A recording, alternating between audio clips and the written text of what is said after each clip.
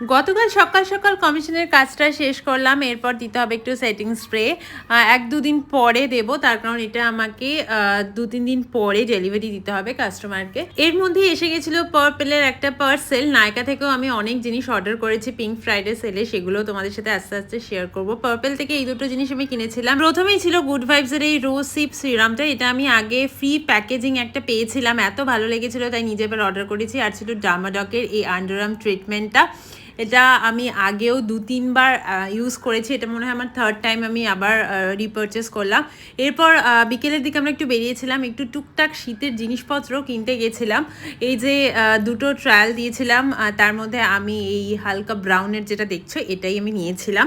আর তারপর না আমাদের মোয়ানা মুভির টিকিট কাটা ছিল, সেটা দেখার পর সন্ধেবেলায় আবার একটু ইউনিকিউ বুটিকে গেছি। আমার জন্য একটা শাড়ি একটা লং ড্রেস আনতে গেছিলাম, পরে এগুলো পরে অবশ্যই দেখাবো। তো সানডেটা এভাবেই কাটলো। চলো আজকের জন্য বাই।